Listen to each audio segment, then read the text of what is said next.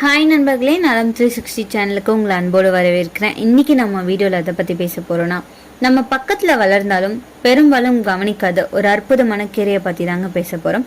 அது என்னன்னு கேட்டிங்கன்னா, அதுதான் முருங்கைக்கீரை. இது நம்ம சமையல் அறையிலேயே கிடைக்கும் ஒரு சிறிய மருத்துவமனை மாதிரி தான்.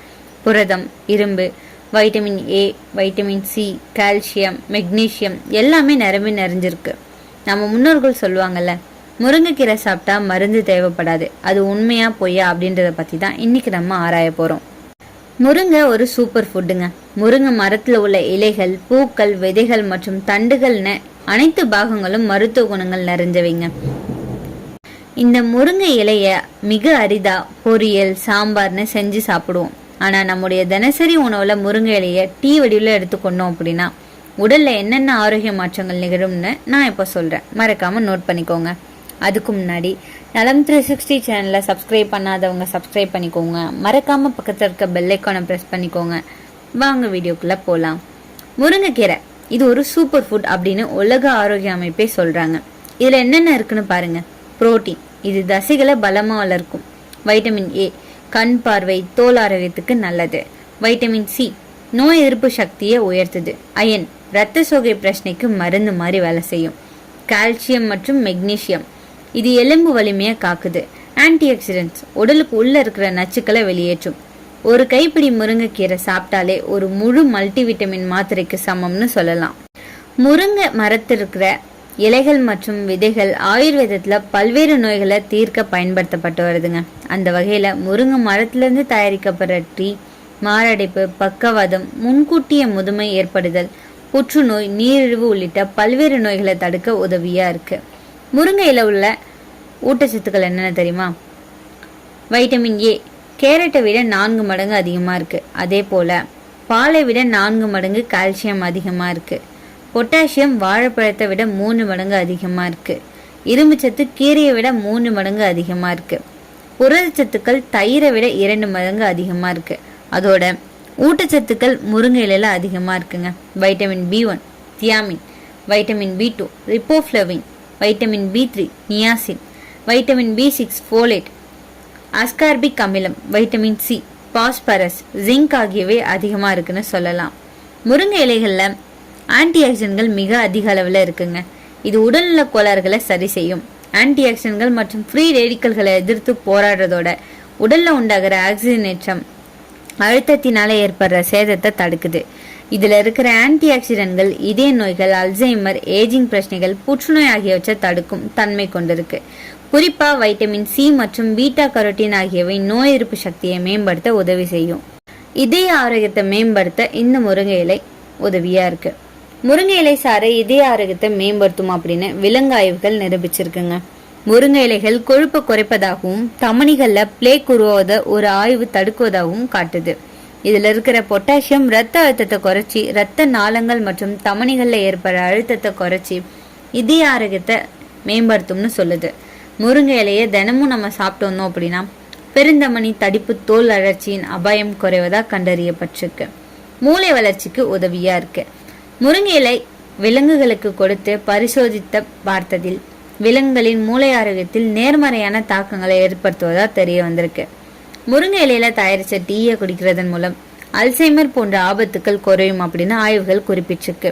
இந்த முருங்கை இலையில உள்ள நியூரோ பிராக்டிவ் வைட்டமின்கள், சக்தி வாய்ந்த ஆன்டி ஆக்சிடென்ட்கள் ஆகியவை நரம்பு மண்டலத்தின் செயல்பாட்டை ஊக்குவிச்சு நினைவாற்றலை மேம்படுத்துதுங்க.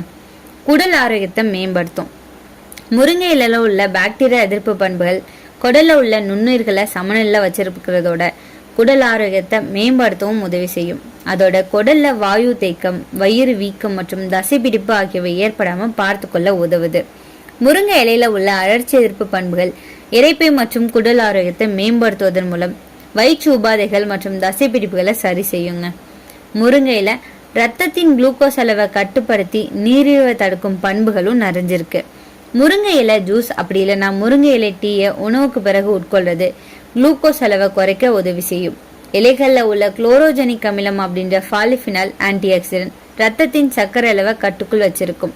அதோட முருங்கை இலைகள்ல உள்ள வைட்டமின் சி மற்றும் இரும்பு சத்து ஆகியவை டைப் 2 நீரிழிவு நோயில ரத்த சர்க்கரை மற்றும் அழுத்தத்தை குறைப்பதா நிறைய ஆய்வுகள் நிரூபிச்சிருக்கு. கணைய புற்றுநோய் உயிரணு வளர்ச்சியை தடுத்து புற்றுநோய் செல்களை தாக்கி அழிக்கும் புற்றுநோய் எதிர்ப்பு பண்புகள் இந்த முருங்கை இலையில உண்டு. தொடர்ந்து முருங்கை இலை குடிச்சு வந்தோம் அப்படின்னா புற்றுநோய் அபாயம் குறைவதாக ஆய்வுல குறிப்பிடப்பட்டிருக்கு. இந்த முருங்கை இலையை உயர் ரத்த அழுத்தத்தை கட்டுக்குள்ள வைக்க உதவி செய்யும் அப்படின்னு சொல்லலாம்.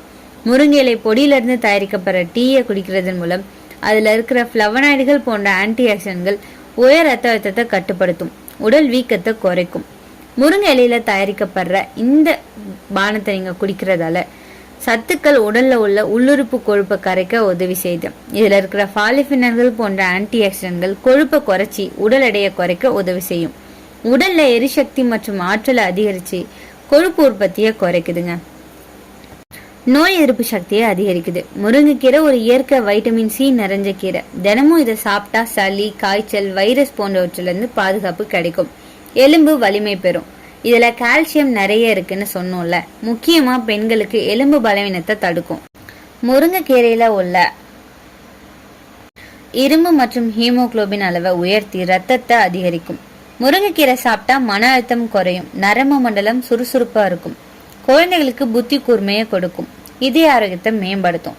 இதுல இருக்கிற ஆன்டி ஆக்சிடென்ட்ஸ் கொலஸ்ட்ராலை குறைக்கும், இதய ஆரோக்கியமா இருக்க உதவியா இருக்கும். செரிமானம் சீராகும்.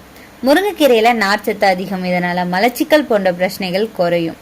பெண்களோட ஆரோக்கியத்துல முக்கிய பங்கு வகிக்குதுங்க. முருங்கைக்கீரை மாதவிடாய் சுழற்சியை ஒழுங்கா வர உதவியா இருக்கும். ரத்த இழப்பு சரி செய்யும். பாலூட்டும் தாய்மார்களுக்கு பால் சுரப்பை அதிகரிக்குது. நோய்களை தடுக்கும் சக்தி இதுல நிறையவே இருக்கு.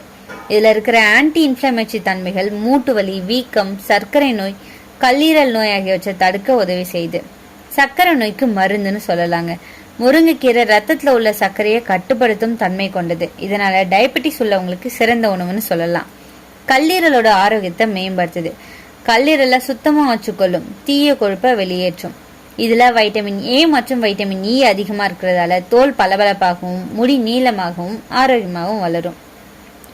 மன அமைதி மற்றும் தூக்கத்தை மேம்படுத்துது. முருங்கைக்கீரை உடலுக்கு குளிர்ச்சி தரும். இதனால மன அழுத்தம் குறையும், நல்ல தூக்கம் வரும். வயது தாமதமாகும். அதிக ஆன்டி ஆக்சிடென்ட்ஸ் உள்ளதால மூப்பு தாமதமா வருங்க. சில ஆராய்ச்சிகள் சொல்றது முருங்கைக்கீரையில உள்ள சில சேர்மங்கள் புற்றுநோயை தடுக்கக்கூடிய திறன் கொண்டதுன்னு. இந்த முருங்கைக்கீரையை எப்படி சாப்பிடலாம் தெரியுமா? கீரை வறுவல், பூண்டு சேர்த்து சுவையா சமைக்கலாம். கீரை கூட்டு, சாம்பார், ரசம் மாதிரி கூட நம்ம இதை சேர்க்கலாம். முருங்கைக்கீரை ஜூஸ் வெறும் வயிற்றுல குடிச்சா கல்லீரல் சுத்தமாகும். பொடியா உலர்த்து வச்சு கொள்ளலாம். இது சிறந்த சப்ளிமெண்ட்னு சொல்லலாம். அதிக வேக விடாம சத்துக்கள் காக்க மெதுவா வேக வச்சு சாப்பிடலாங்க. இந்த முருங்கைக்கீரை இயற்கையான நன்மையானதுதான். ஆனா சிலர் கவனிக்க வேண்டிய விஷயங்களும் இதுல இருக்கு. சிலருக்கு இதனால சில பக்க விளைவுகள் ஏற்படலாம். அதிக அளவுல சாப்பிட்டா வயிற்றுப்போக்கு, வாயு போன்றவை ஏற்படலாம். கர்ப்பிணி பெண்கள் அதிகம் சாப்பிடக்கூடாது. சில சேர்மங்கள் கருவில் பாதிப்பை ஏற்படுத்தலாம். குறைந்த ரத்த அழுத்தம் உள்ளவங்க முருங்கைக்கீரை ரத்த அழுத்தத்தை குறைக்கும், அதனால கவனமா இருக்கணும். மருந்து உட்கொள்ளும் நோயாளிகள், குறிப்பா diabetic tablets, blood pressure tablets உட்கொள்றவங்க மருத்துவரை அணுகி அதன் பிறகுதான் சாப்பிடணும்.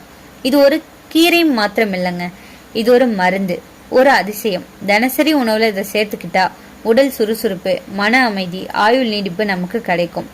நம்ம பழமொழி சொல்வோம்ல, முருங்கைக்கீரை சாப்பிட்டா மருந்து தேவையில்லை, மருந்து சாப்பிட்டா முருங்கைக்கீரை இல்லை அப்படின்னு. அப்படி ஒரு அற்புதமான கீரை நம்ம வீட்டு தோட்டத்திலேயே இருக்குதுங்க.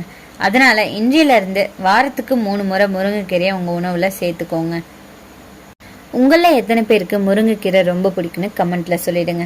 இன்னைக்கு நான் சொன்ன விஷயங்கள் எல்லாமே உங்களுக்கு ஹெல்ப்ஃபுல்லா இருக்கும்னு நம்புறேன். இந்த வீடியோ உங்களுக்கு பிடிச்சிருந்துச்சுன்னா லைக் பண்ணுங்க, ஷேர் பண்ணுங்க, மறக்காம நம்ம சேனலை சப்ஸ்கிரைப் பண்ணுங்க. அடுத்த ஒரு அற்புதமான வீடியோல சந்திக்கிறேன்.